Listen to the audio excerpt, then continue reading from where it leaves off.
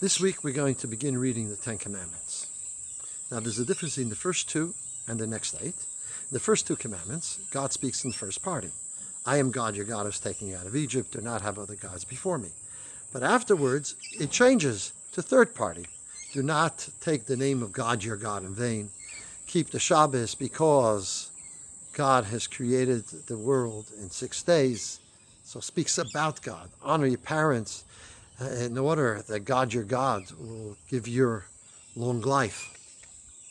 So how does it work? First party or third party? Answer, the Talmud tells us that Torah tziva lanu Moshe, there's a verse that says, Torah Moshe commanded us. The numeric value of the word Torah is 611. That is, that Moshe spoke to us 611 commandments. The first 2 were spoken by God. And that's where we get the 613. Famously, we know we have 613 commandments. Now, the question is, what is the first commandment? I am God, your God. What is that? Isn't that just an introduction? God is introducing himself. Listen, I'm the one who took you out of Egypt, so you're going to listen to me. And therefore, don't have other gods before me. Keep Shabbos. Don't take my name in vain. Okay. Or is there something, a command in this? What command is there? I am God, your God. Maimonides, in his book of mitzvahs, says that this is a commandment to believe in God.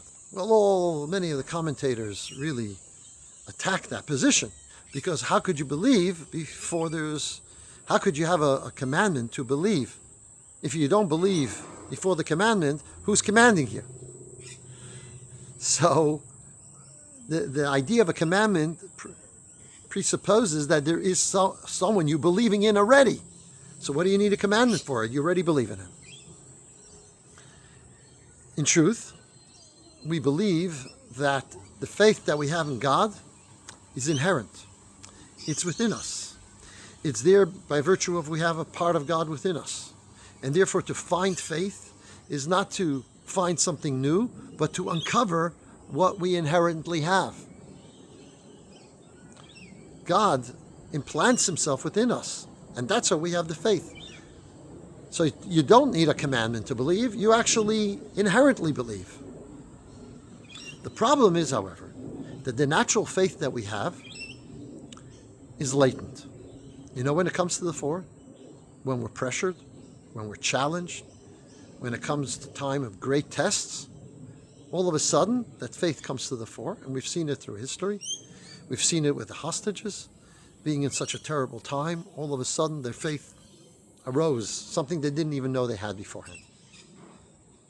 That is the nature of faith. But when you have your normal day-to-day life, you could have this latent faith but not be affected by it. As a matter of fact, you're affected more by the challenges that are brought before you, or the temptations that are brought before you. They're much more compelling than the latent faith you have, to the extent that Talmud tells us that Gamva pu machtarta rachmanakaya, that a thief at the entrance to a home where he wants to steal from calls out to God to help him in the theft. Doesn't make sense if you believe in God and God tells you not to steal. So why are you stealing? How are you asking him to help you in the theft, or asking him that you shouldn't be caught by the police? But that's human nature. Why? Because faith doesn't have a compelling power over us, only in certain circumstances and situations. Therefore, Maimonides, actually, that we're going to learn tomorrow, the first chapter, the first law of the first book of Maimonides is Amud HaChochmas Leida Sheyashem Matzurishan, is to know that there's a God. Maimonides is basically telling us that this faith they have latent, you have to bring it to knowledge, to understanding. And that's through learning. You learn about the existence of God. You learn about how. You learn about godliness. You learn about God's relationship with us, his care for us, his choosing us, each and every one of us individually, that we have a personal bond and connection to him. By learning about it, we study about it, then it brings the latent faith to the open, and that gives us the ability to overcome all our challenges, all our difficulties. So when God says, I am God, your God, he's not telling us, believe in me. He's telling us, I want you to learn about me. I want you to know about me. I want you to understand as much as humanly possible about me. Because when you do, you'll become closer to me. And that will develop within you a feeling of love and awe and give you the tools with which you can overcome all challenges that come your way. All the difficulties that reach you, you'll be able to deal with because you have a greater understanding. And that's mainly what the teachings of Chassidus are all about. One of the main themes of the Chassidus teaches us is, yes, understanding ourselves, but also understanding God and our relationship with Him. To understand the mystical dimensions of godliness that vivifies and gives life and energy in the world, and what way it is and how it is.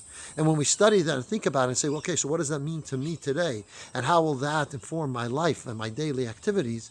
It empowers us to be much more connected and to have the tools to overcome any challenge. There was a great Rosh Yeshiva of Slobodka, of the Lithuanian Yeshiva.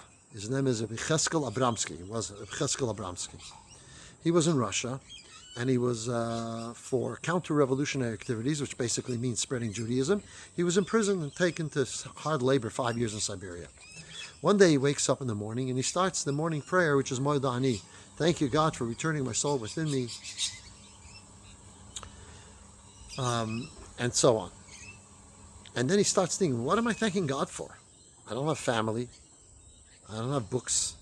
I don't have students. I don't have friends. I don't have ability to keep Judaism here. I have no talis. I have no tefillin. What am I thanking Him for? And then he comes to the last two words. The last two words is Rabbe Munasecha. Great is your faith. Now previously, we would understand, great is your faith. Great is your faith in me. Every morning we wake up and we realize we have a relationship with you and you have faith in me. That's why you create me. That's why you give me everything I have. Because you believe that I could achieve the purpose for which I was created. That's why I'm here. Otherwise I wouldn't be here. But Rabbi Cheskel thinks another way of saying this. Great is your faith. Meaning, I have that. Well, you know what I have? I have my faith in you, God. That they can never take away. I am in this situation, in this circumstance, able to retain and have faith in God. That's what I'm thanking God for. That I'm able to have in any circumstance. No one could take it from you. Years later, he saw the previous Lubavitcher Rebbe, who also went through his own experiences in the communist prisons. And he shared with him this insight that he got that one morning in Siberia. And the previous Rebbe said to him, it was worth 5 years of the slave labor just to come to that kind of an appreciation, that kind of a dead hair, an understanding. That's what made it all worthwhile. Wow. That's something for us to think about, take on. Good Shabbos.